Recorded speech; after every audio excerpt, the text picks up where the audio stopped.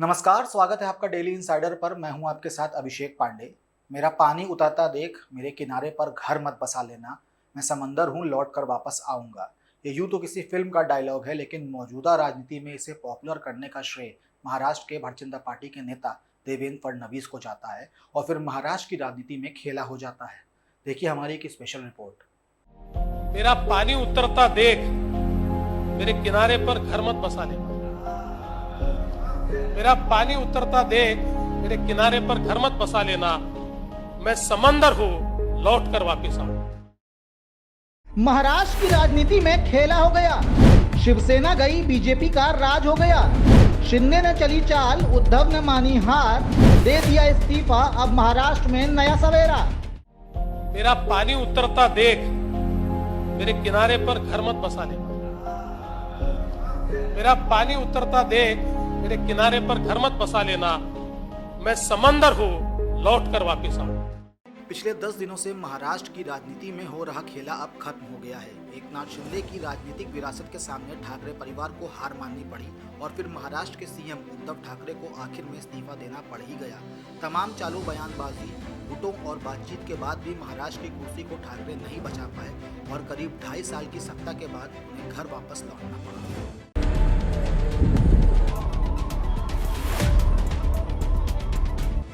माना जा रहा है कि देवेंद्र फडणवीस महाराष्ट्र की राजनीति में एक बार फिर से धुरी बनकर विरोधियों को चारों खाने चित कर खुद को और ज्यादा मजबूत कर वापस लौट आए हैं और चर्चा है कि महाराष्ट्र के अगले सीएम देवेंद्र फडणवीस ही बनेंगे, जो 1 जुलाई को फिर से राज तिलक करेंगे, जिसके बाद उनका पुराना वीडियो वायरल होने लगा है।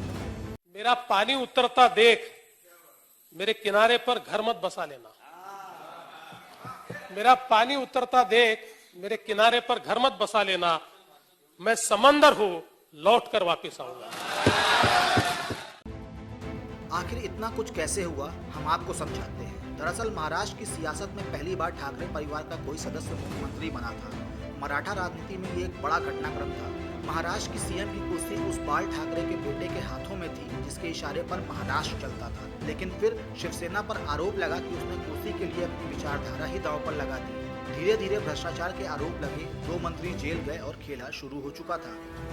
भाजपा को इंतजार था शिवसेना, कांग्रेस और एनसीपी को जोड़ने वाली रस्सियों के चटकने का, और अचानक उद्धव के मंत्री एकनाथ शिंदे के 11 विधायक जो कि एकनाथ शिंदे के करीबी हैं, वो नॉट रीचेबल हो गए और धीरे धीरे एकनाथ शिंदे का ये कुनबा लगभग 39 विधायकों तक जा पहुंचा, जिसके बाद महाराष्ट्र के सियासी मैदान में ये पूरा मामला साफ होता दिखाई दिया और मामला भाजपा के समर्थन में जाता दिखाई दे रहा है। पहले आंकड़ों को समझिए। महाराष्ट्र विधानसभा में कुल 228 सीटें हैं, लेकिन शिवसेना के एक विधायक के निधन के बाद 287 विधायक हो गए हैं। सरकार बनाने के लिए 144 विधायकों की जरूरत होती है। एनसीपी के पास 53, कांग्रेस के पास 44 और शिवसेना के पास 55 विधायक हैं। कुल मिलाकर उनके पास 152 विधायक हैं। इसके अलावा भी उद्धव की अगुवाई वाली महाविकास आघाड़ी को अन्य 16 विधायकों का भी समर्थन है। महाराष्ट्र में 2.5 साल का वक्त शिवसेना के नेतृत्व में चलने वाली सरकार का वक्त बीत चुका है, लेकिन अब इस सियासी मैदान में आंकड़ों का गणित बदल चुका है। एकनाथ शिंदे के 39 विधायकों के बागी होने के बाद अब पाला भारतीय जनता पार्टी की स्थानीय जो सियासत है उसके पाले में चला गया है। अगर हम बात करें आंकड़ों की गणित की, तो अब भारतीय जनता पार्टी के पास लगभग 113 के साथ साथ एकनाथ शिंदे के 39 विधायकों का भी समर्थन प्राप्त हो चुका है, जिसके बाद अब अगर हम महाराष्ट्र की सियासी गणित की बात करते हैं तो उसमें भारतीय जनता पार्टी के पास बहुमत से भी ज़्यादा विधायकों का समर्थन प्राप्त होता दिखाई दे रहा है।